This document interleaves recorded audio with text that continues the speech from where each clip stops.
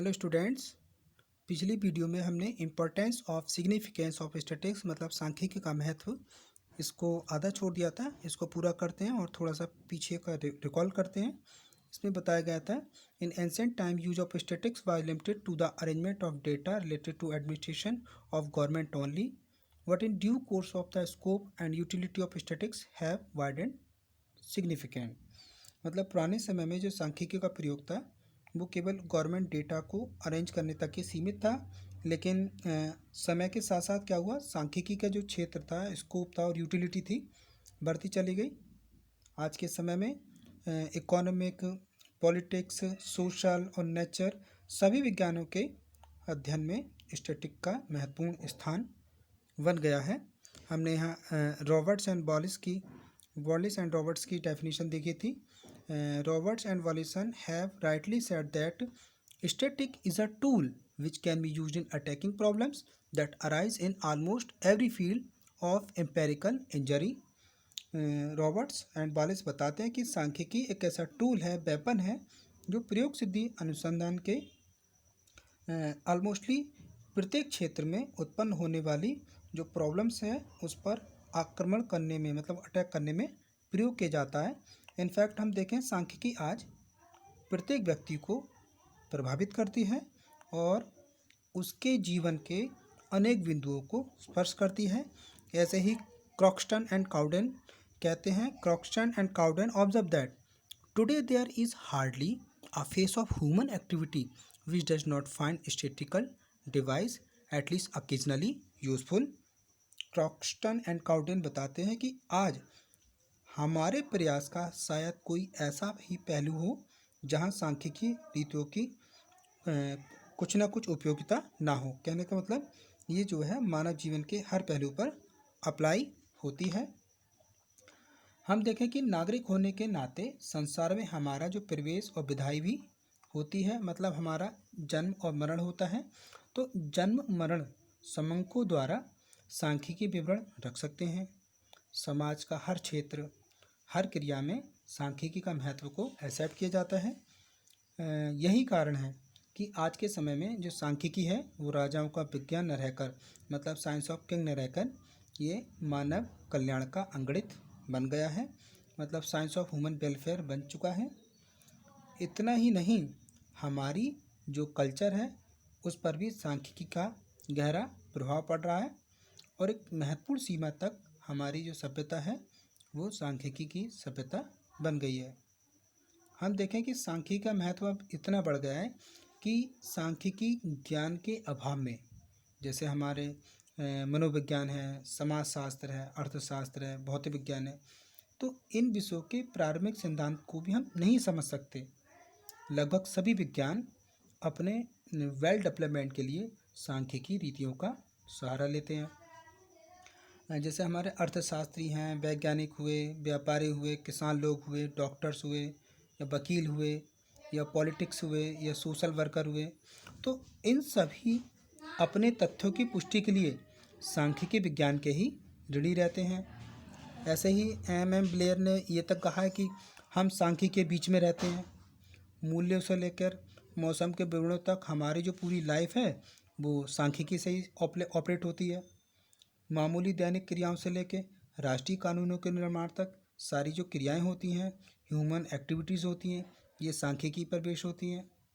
तो अगर हम कहें तो ये कहने में हमें अनुचित नहीं होगा कि हम अनजाने ही अपने मित्र, मतलब अपने फ्रेंड्स, हस्बैंड, वाइफ्स, व्यापार के साझीदार मतलब पार्टनर्स ऑफ बिजनेस, हमारा भोजन, हमारे वस्त्र, हमारे पैसे, किसी को भी चुनने में और अपने शत्रु, हानि, मृत्यु इत्यादि की आशंकाओं से बचने में भी सांख्यिकी के आधारभूत सिद्धांतों की मदद ली जाती है।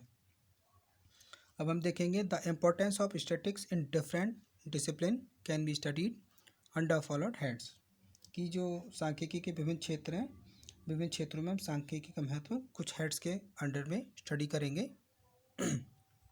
फर्स्ट है इम्पोर्टेंस इन स्टेट एडमिनिस्ट्रेशन, मतलब शासन प्रबंध में महत्व। From the view of administration, statistics is so important that in the ancient time it was regarded only as the science of statecraft. The government used to collect data relating to population, crime, income, wealth, etc. for devising military and fiscal policies. Nowadays, with the concept of welfare, the state taking roots, the importance of statistics has increased so much that statistical data are called eyes of administration. तो यहाँ से इसका अर्थ थोड़ा और clear करते हैं. From the view of administration मतलब सरकारी प्रशासन की दृष्टि से सांख्यिकी का इतना अधिक महत्व है कि इसको हम शुरू से ही साइंस ऑफ स्टेट क्राफ्ट मतलब राज्य कला के विज्ञान के रूप में इसको जानते थे. आगे था कि सरकार अपनी उचित सैनिक राजकोषीय नीति मतलब जो फिस्कल पॉलिसी है उसके लिए पॉपुलेशन और जैसे अपराध है, क्राइम है, इनकम है, असेट्स है, तो इन के संबंध में डेटा कलेक्ट करती थी. और प्रेजेंट टाइम में देखें तो वेलफेयर स्टेट की विचारधारा के विकसित होने से सांख्यिकी की इम्पोर्टेंस और ज़्यादा बढ़ गई है. नेक्स्ट पॉइंट देखेंगे, importance in economic planning. Modern age is an age of planning. Almost every nation in the world, whether developed or developing, has adopted economic planning. Statistical data and techniques become necessary for formulation and effective implementation of any economic plans. Hence, it is said that planning without statistics is a ship without rudder और compass. Modern age मतलब हम आधुनिक युग योजनाओं का युग है. संसार का प्रत्येक राष्ट्र चाहे वो डेवलप्ड हो, कमज़ोर हो, आर्थिक नियोजन में लगा हुआ है. लेकिन किसी भी आर्थिक नियोजन के निर्माण और उसे सफलतापूर्वक चलाने के लिए डेटा और जो स्टैटिस्टिकल मेथड्स है उसका प्रयोग होना आवश्यक है. वास्तव में नियोजन की जो कल्पना है वो डेटा के बेस पर ही की जाती है और जो नियोजन के रिजल्ट का एनालिसिस है वो भी स्टैटिस्टिकल मेथड से की जाती है. इसलिए हम कह सकते हैं कि समूहों के बिना मतलब विदाउट डेटा आर्थिक नियोजन बिना पतवार विदाउट रूडर, बिना पतवार और बिना दिशा सूचक यंत्र विदाउट कंपास जहाज की तरह है. मतलब समूह के बिना अगर हम आर्थिक नियोजन को देखें तो बिना पतवार और बिना दिशा सूचक यंत्र रहित एक जहाज की तरह है.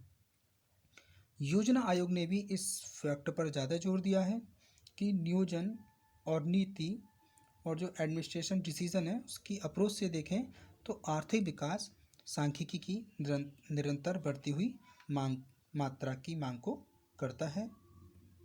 योजना निर्माण के लिए एक और देश के उत्पादक साधन जैसे हमारा भूमि है, श्रम है, पूंजी है, खनिज संसाधन है, तो इनकी भी जानकारी प्राप्त करनी होती है. और अगर दूसरी तरफ देखें तो हमारी जैसे मूलभूत आवश्यकताएं जैसे खाद्यान्न है, मकान है, बिजली है, सड़कें हैं, तो इनका भी एस्टिमेशन करना होता है.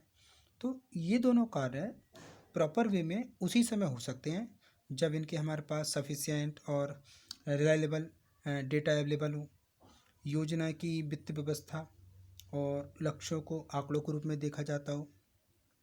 योजना की सफलता और असफलता का मूल्यांकन डेटा के माध्यम से ही होता है. टिपेट ने बताया कि नियोजन आजकल का व्यवस्थित क्रम है और समंकों के बिना नियोजन को हम इमेजिन ही नहीं कर सकते. भारत में भी 1 अप्रैल 1951 से आर्थिक नियोजन शुरू हो गया था. तो इस रेफरेंस में टाइम पर पर्याप्त और शुद्ध आंकड़ों के अभाव के बिना हमें बहुत ज़्यादा कठिनाइयों का सामना करना पड़ा है. तो योजना आयोग ने जो तृतीय पंचवर्षीय योजना थी, तो उसमें बताया था कि अपर्याप्त और अशुद्ध समूहों के आधार पर किया जाने वाला जो नियोजन है, की जाने वाली प्लानिंग है, वो नियोजित अर्थव्यवस्था के ना होने की कंडीशन से भी और ज़्यादा बुरा है। नेक्स्ट हम देखेंगे importance in trade and industry. Statics is the life line of business and industry. की जो सांख्यिकी है वो व्यापार और जीवन की लाइफ लाइन है, जीवन शक्ति है। In every business estimates and probabilities have importance place because every business determines its policy and target. In the basis of these estimates and probabilities, he also decides the volume of sales and arrange different recourse of production on the basis of these estimates. According to Boddington's, a successful businessman is one whose estimates most closely approaches accuracy। तो देखिए इसमें है हमारा importance in trade and industry, व्यापार एवं उद्योग में महत्व। अभी हमने इसमें अंडरस्टूड किया था कि सांख्यिकी व्यापार और उद्योग की एक लाइफ लाइन है, जीवन शक्ति है। प्रत्येक व्यापार में अनुमान और संभावनाओं का महत्वपूर्ण स्थान होता है, क्योंकि प्रत्येक व्यवसायी इन्हीं अनुमान और संभावनाओं के आधार पर अपनी नीति और जो भी उनके एम है उनको तय करते हैं। बिक्री की मात्रा और जो क्षेत्र होता है, उसका स्कोप होता है, उसको तय करना पड़ता है। ऐसे इसमें बोडिंगटन ने भी कहा है। बोडिंगटन कहते हैं कि a successful businessman is one, मतलब एक सफल व्यवसायी वही है whose estimate more closely approaches accuracy, जिसका जो अनुमान हो वो शुद्धता के निकट होना चाहिए। तो ये तभी पॉसिबल है जब हमारे पास आंकड़े प्रॉपर वे में हों, उन पर उचित सांख्यिकी का प्रयोग किया जाए। तो आज की वीडियो में हम इतना ही करते हैं, बाकी नेक्स्ट वीडियो में।